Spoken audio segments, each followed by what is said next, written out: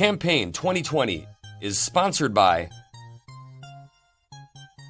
Wisconsin Hospital Association, Quick Trip,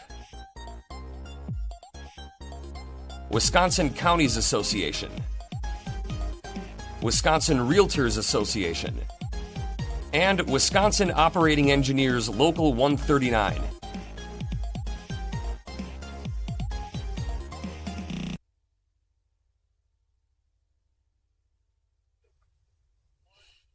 State Representative Todd Novak of Dodgeville is a Republican seeking re-election in the 51st Assembly District.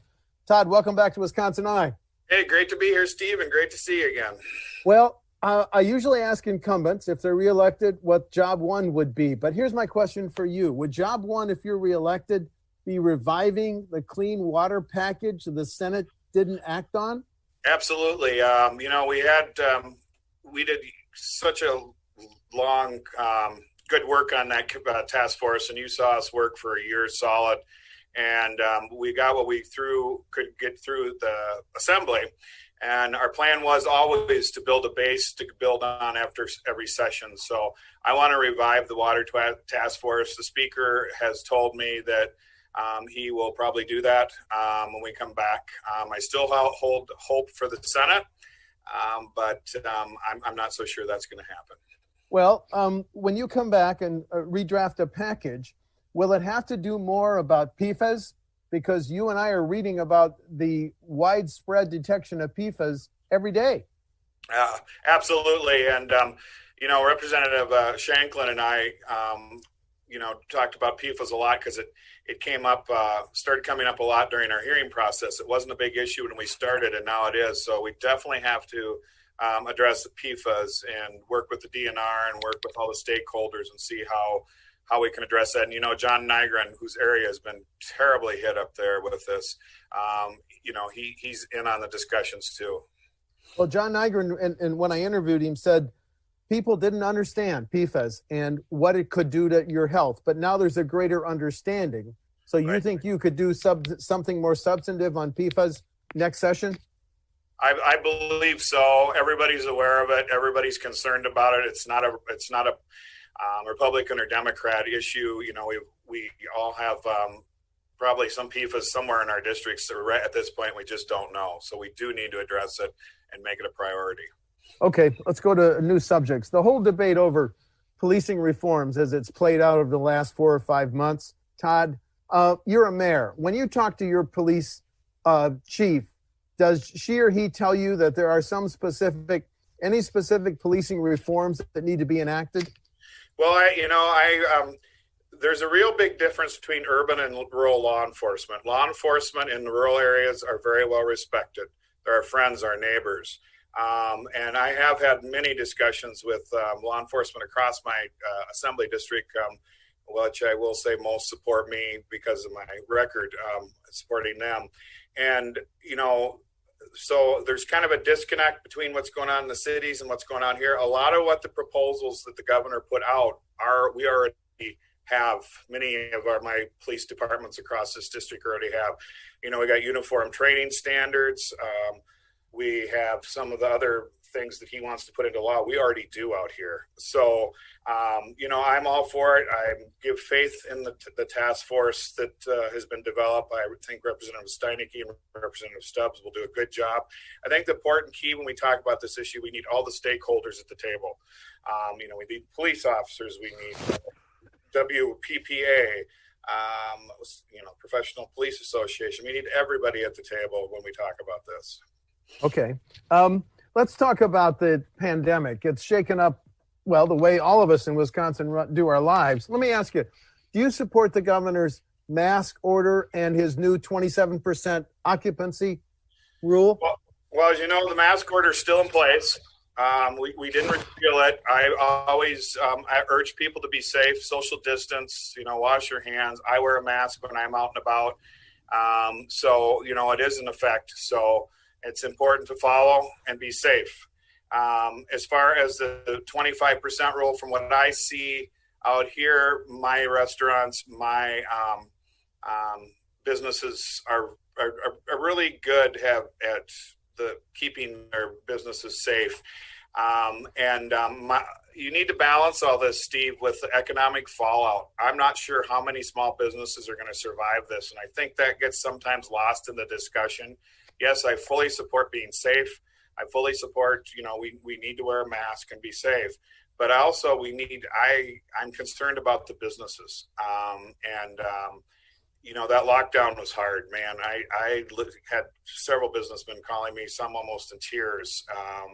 So we need to be cognizant of that too. Did you sign on Rep. Bourne's bill that says if you're a charity, organization, or business and you follow COVID-19 protocols, you could not face a COVID-19 lawsuit? Are you on that bill? If so, why? Yeah, yes, I am on that bill because it's so hard to prove, Steve, where you get it from. For example, at the city hall at Dodgeville, we've got this place where it's open, but we have it very safe. We all wear masks here. We have plexiglass up and stuff. So if someone comes in and then leaves, and we get a call 2 days later, they had COVID and they say they got it here. I mean, it's hard to prove the proof, and the businesses can't handle that if being sued for a supposed COVID case from their business. Wisconsin has more than 920 people hospitalized right now with COVID. Does the role played by hospitals in responding to the pandemic, does this mean in the next state budget they should be given an even greater priority than they might have in the current one? Absolutely. In our last budget, the current budget, we gave more money to the hospitals and reimbursements and stuff. We need to pay attention to that. I'll go back to the shutdown. All the hospitals were shut down for the surge. I kept in touch with all my hospitals weekly, and they were losing anywhere from $500,000 to $1 million a week because 75% of their revenue from hospitals, I don't know if people realize this, comes from elective surgeries, blood tests, everything, and they were shut down. So it's going to take them a long time to recover too. So we need to help them out. I know that they got some money from the the federal government, but we need to be cognizant of this. And they're doing a good job out here, the hospitals, keeping people safe. And so that's important that we keep them on the radar. When you read the press release from Democrats saying Republicans in the Assembly haven't met for 170 days to respond to the pandemic, what's your response as a veteran member of the Assembly? Politics. It's politics, Steve. We always adjourn in election years in February or March, and they say we haven't met for 170 days. Well, what do you want? You need to talk to us and tell us what you want. You need to work together, and we need to work together. I don't have a problem coming in if we come to work together and come to you saw it in the COVID relief bill that we worked on bipartisan. I was very proud of that bill, and if they want to work together to come up with something, I'm all for coming in. So, but I've heard nothing what they want to do. The Federal Reserve just said that in the second quarter, Wisconsin's GDP dropped by 8%. I'm going to make up a number. If we don't collect $1 billion in tax collections, how would you make up that shortfall, Todd? Well, I had the honor of being on the Ways and Means Committee for two sessions. I'm always a big advocate of closing some sales tax loopholes. Do you know how much money is sitting out there if we close some sales tax loopholes? Is it more than we collect in sales tax? Yeah, I don't know. I off my hand, I wasn't on it last session, but over the years, they've carved out certain sales taxes exemptions for certain things. Goes back many administrations, many many sessions. But I think we're, the dire predictions we heard in March about the revenues, yes, we're down, but not as bad as we were planned, or it was predicted we'd be down. And also, we got our $700 million rainy day fund. So hopefully when everything pans out, being in good position, not the best, but at least we've got to start. We're not starting with a deficit. And I think the most important thing to me as a rural legislator is we need to protect our schools, infrastructure, and those kind of things when we go back in for session. The Governor's People's Maps Commission has had its first meeting. Who should draw the next congressional and legislative district lines? Well, Steve, I was the first Republican to ever co-author the redistricting bill when I came in my first session. I support the Iowa-based model. I'm a firm believer. I've been on it on every session. I was the first Republican on and the only Republican, probably till this last session. Then you saw 5 or 6 more people go on that bill, Republicans. I think it's gaining steam. You know what my district's like. I think having a district like mine, which is essentially 50-50, makes you a better legislator. And I would love to see every district in the state be like this. It keeps you more connected to your constituents. So I'm a huge advocate of the Iowa-based model. As more and more states legalize medical and recreational marijuana, where are you on that today? I signed on to both medical marijuana bills that were introduced last session, I believe by Representative Fiskowski, and I can't remember who else. So I signed on both of them. I am a medical marijuana advocate. One of the reasons that I did sign on is talking to people that it has helped. I'm a big supporter of veterans, and I know that a lot of veterans with PTSD, have told me it's a miracle drug for them. So I do support medical marijuana. I'm not quite there on recreational marijuana yet. I think at some point down the road in the state of Wisconsin that will come, but I think medical marijuana needs to be addressed first. Drawing on your experience as mayor, do the limits on property taxes that local governments have lived with for more than 20 years to protect homeowners' property taxes, do those caps need to be continued? Right now, I believe they do. Now, my opponent opposes or supports lifting the caps at this point. But, people are struggling right now. We're just going to, when we come out of this, we can't afford to be raising property taxes. Property taxes in Wisconsin are pretty high compared to other states as it is. And right now, is not the time to be doing that. I would be supportive of some tweaks or, things like that along the way, but not right now. I do not support removing the levy limits. What we need to do as a state, we need to give more money back to our schools so they can, deal with the levy limits and our municipalities. When the cities, towns, villages say we should consider alternative sources of revenue, for example, the Goyke bill, if Milwaukee residents passed a referendum, the city could levy a half-cent sales tax. Do local governments like the one you lead need revenue options to reduce the reliance on the property tax?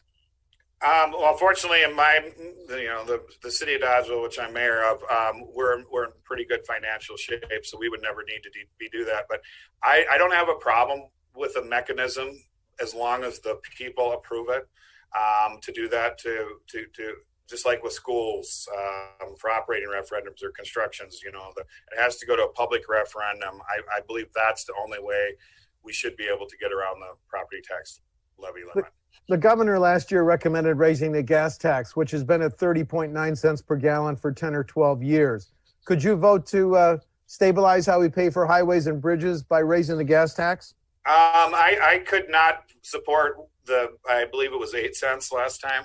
Yeah. He wanted to increase, I'd be looking at a cent or two, but I don't think what people realize, Steve, is I believe 1 cent of gas tax brings in only like $30 to $35 million. Yeah, it does. About 33. 33. See, I know it was in there somewhere. And, what does that get you in roads? And also we got to remember that fuel economy has gotten so good that, people are driving further on less gas. So that number, the gas tax number is going to go down. So are we going to keep increasing it as fuel efficiency gets better? I mean, I think we need to look at everything needs to be on the table. You saw what we did last time, and a lot of people did not like that. We raised registration and some other things. But we do have to find a way to have a sustainable funding for roads. When local governments plan a major public works project, should they have to give a preference to Wisconsin businesses? I think that they have to, it's funny, I just approved a contract last week on a bid. Most Wisconsin businesses actually come in lower when you do bids. I find that out in this municipality. So I think it's important that Wisconsin businesses get a shot at whatever's being bid out. And in my experience, I find out that Wisconsin businesses actually come in lower than out-of-state businesses. And finally, you want to highlight differences between you and your opponent on November 3? I think that the big difference is that my ability to work with people and work across aisles, ideologies and everything, I got a bunch of people together on a water task force and spent a year, and not everybody agreed. And we came to some common ground. My opponent, she's a Lafayette County supervisor. The majority of the Lafayette County board is supporting me because she has a problem working with others. And I think that speaks volumes in the difference of us. And also, Steve, I represent one of the most diverse ag districts in the state. It's a multi-billion-dollar industry out here between farming, ag business, and more cheese factories than any other assembly district in the state. My opponent's kind of taken an anti-ag stance. She's kind of hinged on blaming farmers for pollution, water pollution, blames them for climate change. It's kind of a radical kind of agenda when you want to represent a district that's so ag-based. With that said, we know each other very well, but I think she'd probably be more apt with her agenda and the people that are pushing her and supporting her campaign financially. Maybe she'd be a better representative for the city of Madison than the 51st. State Representative Todd Novak of Dodgeville is a Republican seeking re-election in the 51st Assembly District. The election is November 3. Todd, thank you for talking to WisconsinEye. Thanks, Steve. It's always good to see you. My pleasure. Thanks, Paul. Thanks. Campaign 2020 is sponsored by Wisconsin Hospital Association, Quick Trip, Wisconsin Counties Association, Wisconsin Realtors Association, and Wisconsin Operating Engineers Local 139.